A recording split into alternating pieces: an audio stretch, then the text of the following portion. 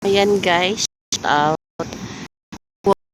Medyo mainit pa, pero maganda kasi kita yung view.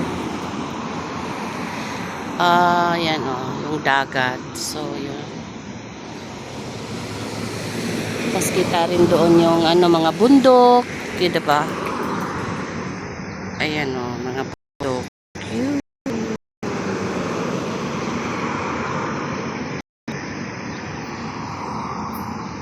Tagaktak yung pawis ko eh.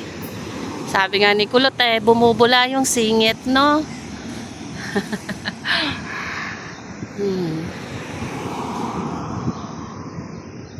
Sobra, tingnan mo na yung humid kasi parang siya, hindi mo makita, parang foggy siya, ganyan.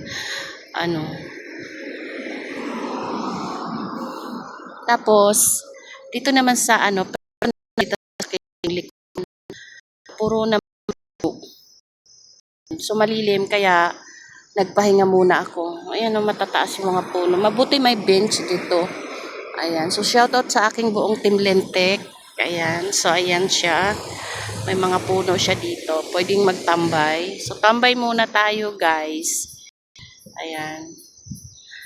Nalago siya dito. Mahangin pati. Hindi siya mahangin siya.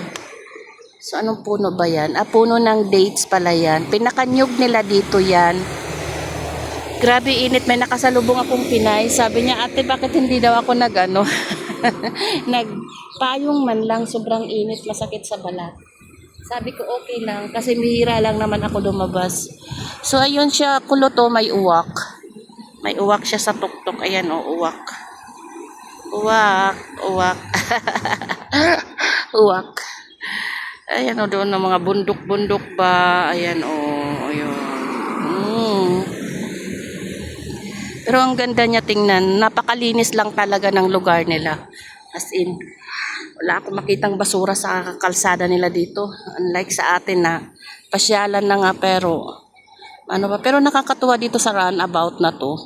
Ay mayroon siyang mga tanim na halaman. Namumulaklak. Ayan siya. Colorful talaga siya. Pero napaka-presko niya dito panoorin. Ang ganda ng view. Napaka-fresh ng hangin. Yan. Ayan dyan, port yan siya. Cornish, yung tabing dagat. So, doon banda, mamaya pag medyo malilim-lilim na konti. Mga siguro after 3 minutes, mayroon doon nag-jet ski.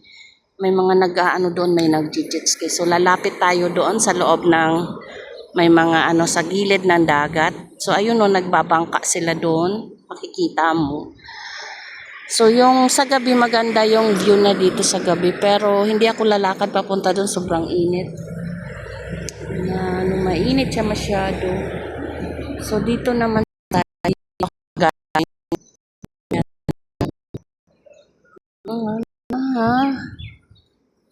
Wala pa gaanong tao kasi nga mainit pa.